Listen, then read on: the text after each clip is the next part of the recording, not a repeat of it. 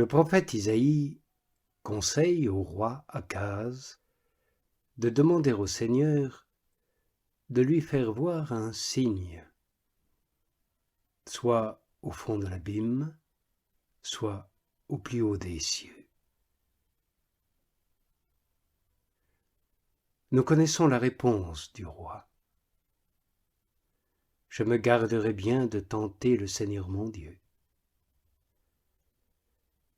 Cette réponse semble dictée par un sentiment de piété, mais il n'en est rien. Aussi mérita-t-il d'être réprouvé par celui qui lit dans les cœurs et pour qui la pensée de tout homme est à découvert. Non, dit-il, je n'en demanderai point, je ne tenterai point le Seigneur. Akaz était rempli d'orgueil, parce qu'il était assis sur un trône. Et ses paroles dénotaient l'astuce d'une sagesse toute humaine. Le Seigneur avait donc dit au prophète Isaïe, « Va trouver ce renard et dis-lui de demander au Seigneur qu'il lui fasse voir un signe au fond de l'enfer, car ce renard a une tanière. Mais quand même il la creuserait jusqu'au fond de la terre, il y trouverait toujours celui qui peut prendre les sages dans leur astucieuse sagesse. » Le Seigneur avait encore dit à son prophète, « Va et conseille à cet oiseau de demander au Seigneur qu'il lui fasse voir un miracle dans le ciel. » Cet oiseau a en effet un nid, mais s'il s'élève dans les cieux, il y trouvera toujours celui qui résiste au superbe et qui met le pied par sa propre vertu sur le cou des superbes et des gens qui s'élèvent. Mais ce roi feint de ne vouloir point demander à Dieu un signe de sa puissance dans les cieux ou de son incompréhensible sagesse dans les abîmes. Voilà pourquoi le Seigneur promet lui-même de donner à la maison de David un signe de sa bonté et de son amour, afin d'attirer du moins par la preuve de sa charité ceux que ni sa puissance ni sa sagesse ne frappent de terreur.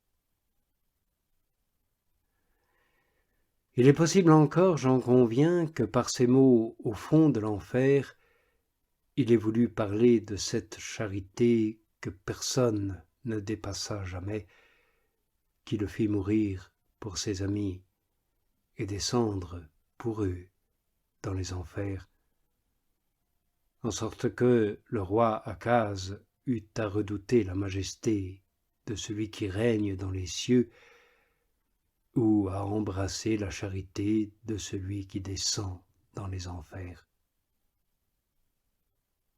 Car quiconque ne pense point en tremblant à la majesté de Dieu, ou ne songe point avec amour à sa charité, est insupportable, non seulement aux hommes, mais à Dieu même. C'est pour cela, dit le prophète, que le Seigneur lui-même te donnera un signe manifeste et de sa majesté et de sa charité. Une vierge concevra, et elle enfantera un fils qui sera appelé Emmanuel, c'est-à-dire Dieu avec nous.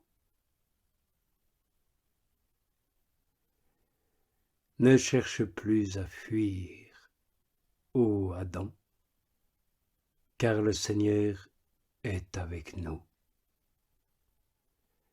Ne crains plus ô homme, et que le nom du Seigneur ne te fasse point trembler de terreur, car Dieu est avec nous. Oui, il est avec nous, parce qu'il a la même chair que nous. Il ne fait qu'une chair avec nous, et c'est pour nous qu'il vient. Et il est tel que l'un d'entre nous, et passible comme nous. Et le prophète continue, il mangera la crème et le miel. C'est comme s'il avait dit, il sera petit enfant et se nourrira des mêmes aliments que les autres enfants. Le prophète ajoute, en sorte qu'il sache rejeter le mal et choisir le bien. Vous l'entendez, le bien et le mal. Comme il était dit de l'arbre aux fruits défendus, de l'arbre de la désobéissance. Mais le second Adam fait un choix bien meilleur que le premier. En effet, il choisit le bien et rejette le mal. Tandis que l'antique Adam préféra la malédiction et elle tomba sur lui. Il repoussa la bénédiction et la bénédiction fuya loin de lui. Dans ces mots du prophète, il mangera la crème et le miel, nous voyons le choix de cet enfant. Que sa grâce maintenant nous vienne en aide et nous accorde, ce qui nous importe le plus, de comprendre comme il faut le sens de ces paroles et ensuite de l'exposer de manière à vous le faire comprendre aussi. Il y a deux réalités dans le lait de la brebis, la crème et le fromage. Une est grasse et humide, l'autre est sec et dur. Notre enfant sait donc admirablement choisir quand il préfère le premier et laisse le second. En effet, quelle est cette centième brebis qui s'est égarée et qui s'écrie par la bouche du psalmiste « Je suis égaré comme une brebis qui a péri ». N'est-ce pas là le genre humain, tout le genre humain,